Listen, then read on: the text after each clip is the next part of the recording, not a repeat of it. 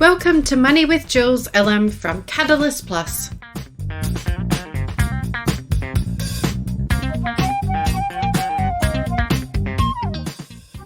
This podcast is for the entrepreneur who is tired of working 60 hours per week in their business and who wants to spend more time enjoying life with their family and friends. This is episode 9. It's all about the habits.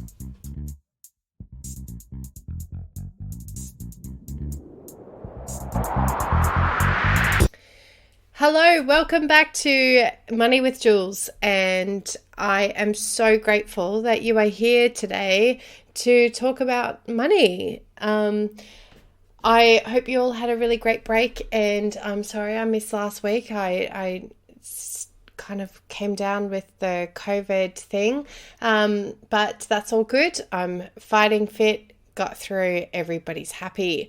Now, look, what I had always been planning to talk about was habits. So January is all about putting into practice our new financial resolutions and New Year's resolutions, and I wanted to share with you a book that I read over the December break. It's called Atomic Habits. Now, next week's episode, I was going to do a book review because it will be like our 10th episode and all that jazz, but I thought, you know what, like this is a really big deal, and it's something that so many people struggle with across so many facets of their life, whether or not it's their health, their quality time with family, or they're trying to do some really good financial goals, right, in their business or in their personal wealth. So I thought I would share my take on Atomic Habits over a four-part series. So similar to what I did with Creating Wealth, that 4-part series that we did before, I wanted to have a look and deep dive a little bit more, because I really believe that if you can master habit building with your money, you can master habit building in other parts of your life as well. What I love about James Clear, the author of this really amazing book, is he has spent his life pulling apart habits and really learning and understanding what makes things tick. You know, why can you stick to some changes that you want to create in your life, and why can't you quit the habits that you want to quit? Whether or not it's, you know, overspending, or you're smoking, or you're eating too much, like those kind of habits, you know that they're not serving your long-term goals, but you just can't seem to stop them. So what I love about this book is it tells you how to form new habits and how to ingrain them and keep them a part of your life, but also how to undo bad habits that you want to stop from happening in your life, so that you can create the best life that you have.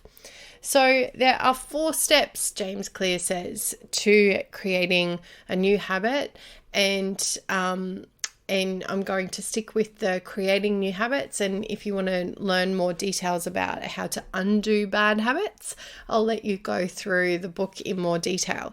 But I thought now is a really good time for us to look at creating new habits, because many of us are looking to create some new financial habits, some new habits in our business to make it thrive, right? So let's look at those 4 stages.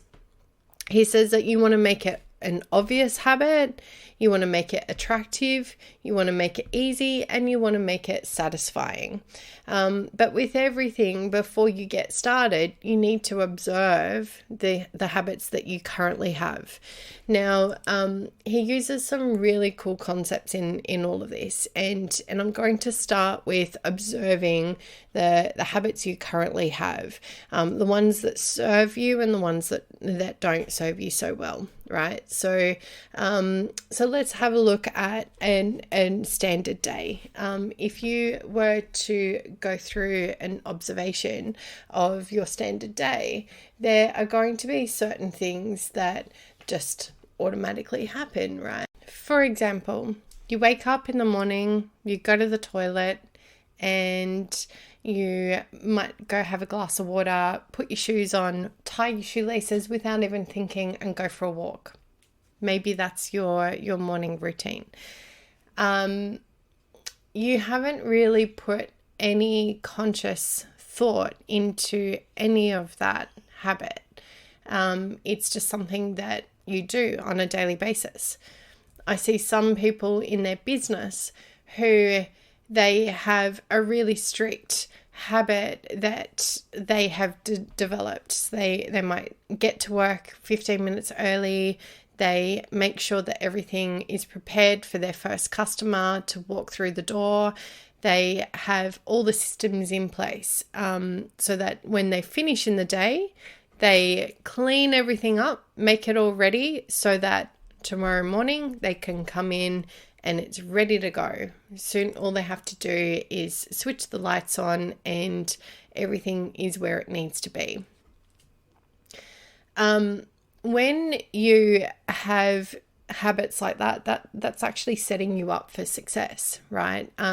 You're always prepared for the next stage. You're always prepared for opening up the next day, and it's only if something happens that puts that system out of place on the way to work, or something that's happened overnight or something like that, that actually throws that business off its normal rhythm.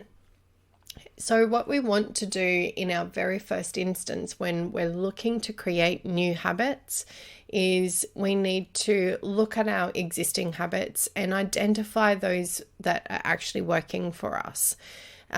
We also have to be really careful that we don't chew off more than we can handle. So whilst ever we're adding a new habit, we're actually saying no to another habit, right? So example, you might be thinking, gosh, I seem to not have any time in my day.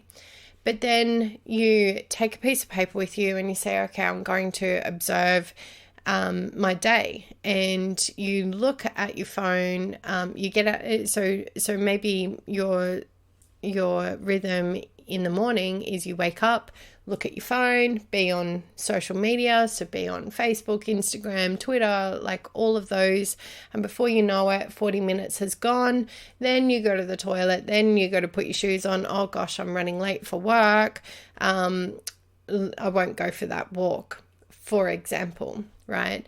That 40 minutes that you've spent on social media is not necessarily the thing that's helping you with your fitness goals of being healthy. But the previous example where there was no phone included, that person was out walking whilst you were on your Facebook, for example. So the idea is to look at opportunities for habits that you want to eliminate, habits that are sucking up the time, that aren't really serving you towards your goals, and then looking for ways to put in new habits that's going to either make you more productive, help you with financially, or, things like that. Now, you all know that pretty much every episode I talk about the Barefoot Investor. And the reason why I love the Barefoot Investor, I got very clear with it when I was reading Atomic Habits, is it's all about systemizing the habit of saving money, right?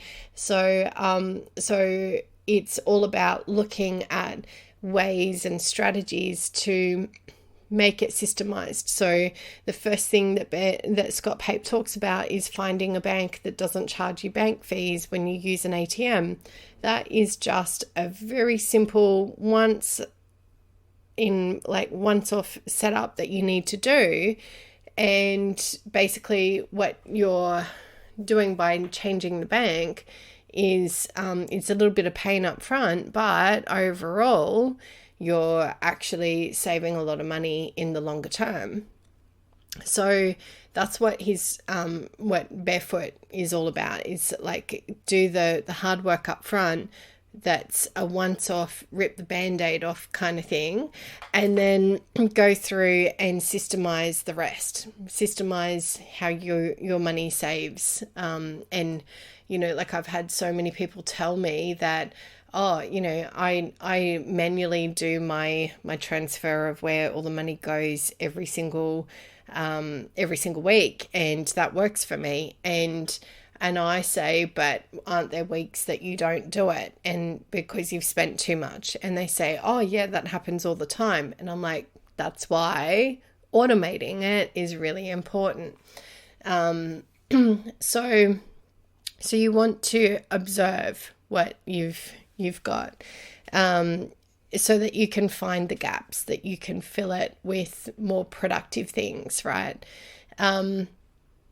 Then you go through the 4-stage process of creating a habit with that, James Clear goes through. So the first one is to make it obvious.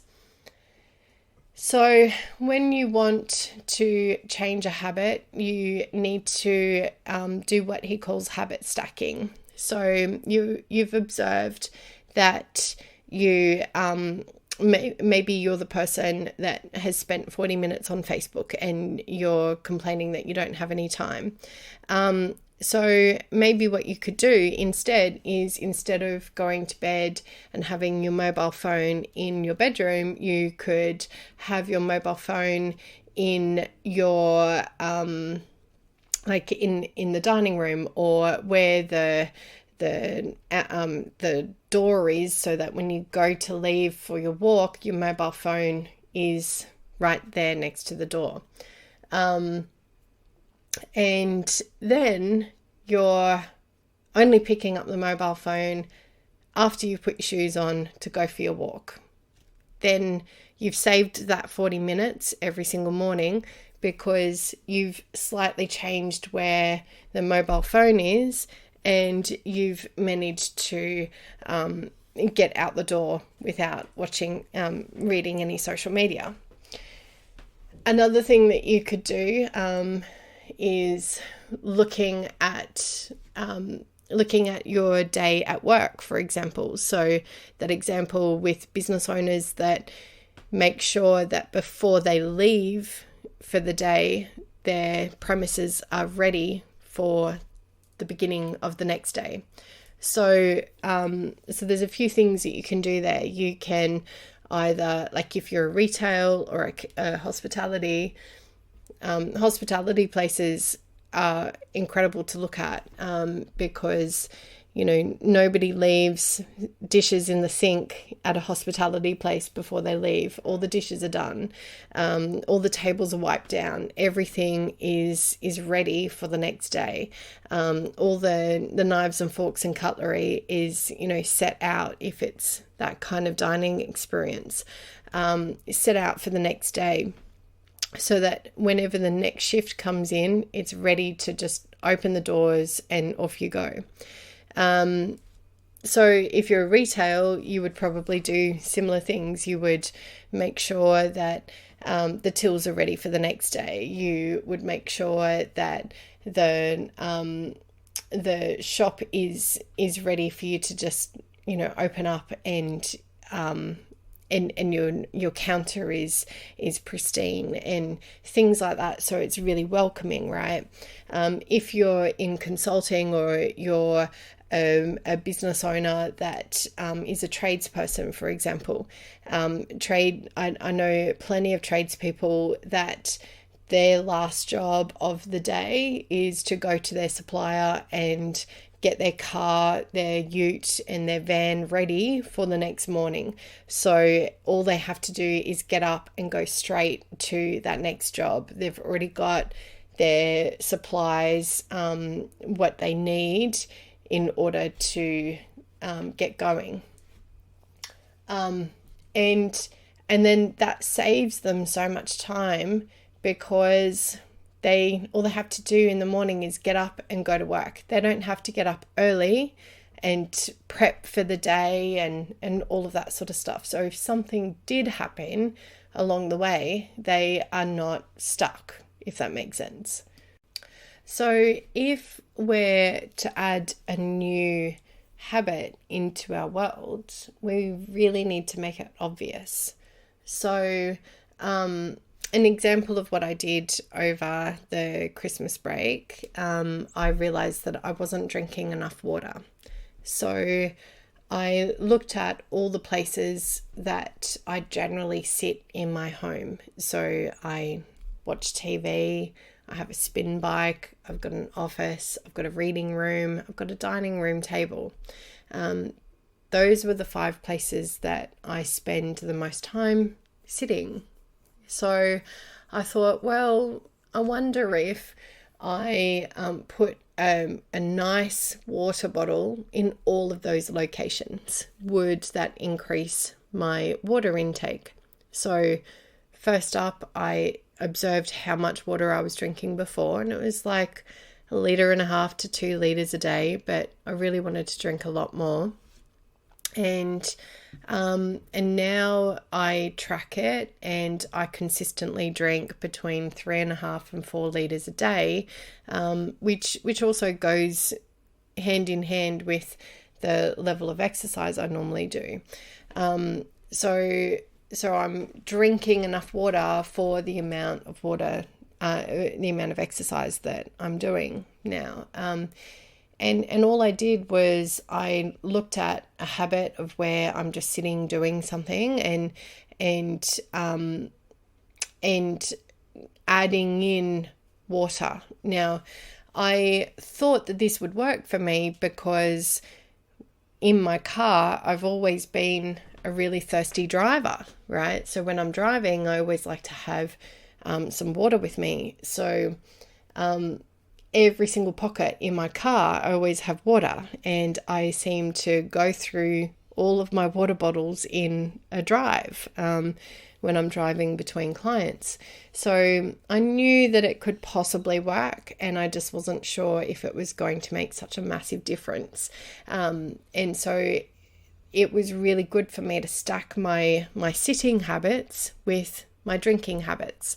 So I was able to increase my water intake, which is so much healthier for me. When it comes to my money, I'm always really conscious of making sure that I have all of my personal money goes on automatic pilot. All of my bills are on direct debit where possible, and I have a bills account, so all the bills come out of that one account. And that's really important for me because I can track how much I need and then make sure that I've got enough money put aside for all the things that are nice to have and all the luxuries in life. So that's kind of the first step of creating your new habits. You're looking at first, you're observing and finding places for you to sneak in your new habit so that it is really obvious for you. So like now when I'm sitting, it's really obvious I want to drink water because I've got water at my sitting locations throughout the house. So it just makes it really obvious and it's really easy. And then at the end of every day, I just make sure all of the water bottles are filled and they're ready for the next day. So and that's just part of my evening routine. Go around, make sure that everything is in its place, ready for the next day, just like a hospitality place would do it in their business.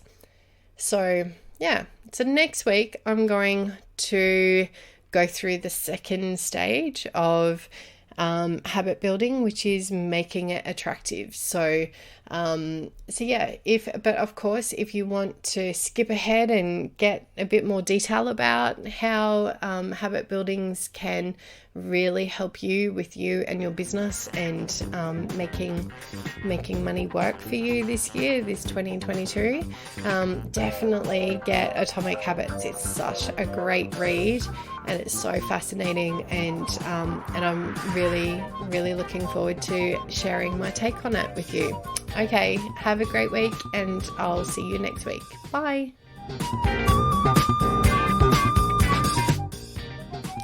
If this podcast was of use to you, please come and give me a review on Money with Jules at Apple iTunes.